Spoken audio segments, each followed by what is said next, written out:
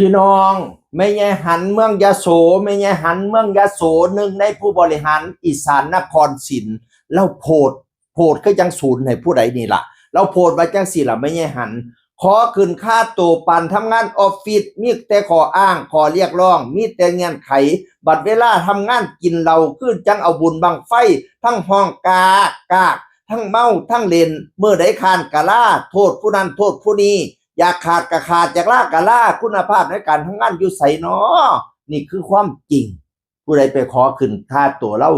กินเราวสันปันเมาบุญบังไฟอยากขาดก็อยากขาดอยากล่ากะล่าห้องกากยังเหตุงานนั่น เล่าศูนย์ผู้ใดบุไปขึ้นค่าตัวกับเราพี่น้องสร้างเป็นสร้างเหตุไม่ใช่หันศูนย์แท้ไม่ใช่หันเป็นหนึ่งในผู้บริหารวงผู้บริหารวงอีสานนครศรีส่วนใหญ่ก็แม่นเล่าระดูแลผู้บริหารนี่เฮียหน่อยมีบอร์ดโนด2 บอร์ดนี่เพิ่นก็บ่ค่อยว่างเนาะไม่ใช่หันประจำวงดูแลส่วนพันอย่างพี่น้องงานน้อยงานใหญ่ปีนี้มีงาน232งานพี่น้อง232คิวงานกับฤดูกาลที่3ปีที่3ถือว่าปังมากๆกับอีสานนครศรีพี่น้องขนาดบ่ทันปิดฤดูกาลเท่นี้เนี่ยสิปิดฤดูกาลในวันที่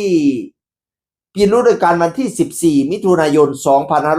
2568ปิดฤดูกาลเพิ่นเจ้ามีนัดกันอยู่บ้านพักอีสานนครศรีอำเภอเมืองจังหวัดขอนแก่นเด้อผู้ใดสิไปบัตรละ80 บาทพี่น้องม่วนกุ๊บก็แล้วกันปิดฤดูกาลของอีสานนครศรีปาดได้หลายเติบเนาะ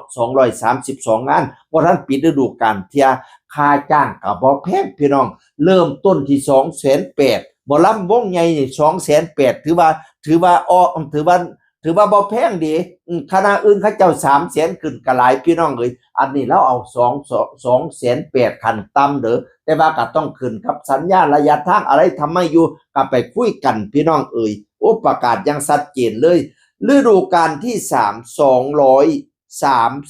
232งานบัดนี้ฤดูกาลที่4นะขนาดยังไม่เริ่มนะมีคนมาจองคิวไว้แล้วแต่โคบตอนนี้200คิวแล้วในฤดูกาลหน้า68 69นี่200คิวแล้วป๊าดพี่น้องบัดนี้เราบอกว่าคิดเล่นๆเด้อถ้าเป็นบ้านฤดูกาลนึงได้230งานละ500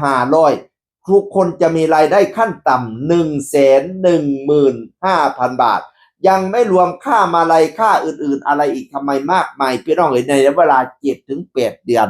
ขั้นต่ำด้วยเนี่ยสวย200งานเดียวป๊าดมีคนไปจองไว้ปานนั้นที่จองข้ามปีปานนั้นติดพี่น้องมาแรงนะฤดูกาลที่4นี้มาแรงมากๆพี่น้องจะปิดฤดูกาลวันที่14มิถุนายนนี้แล้วก็บอกวันเปิดฤดูกาลเรียบร้อยเลยเปิดฤดูกาล68ในวันที่4ตุลาคม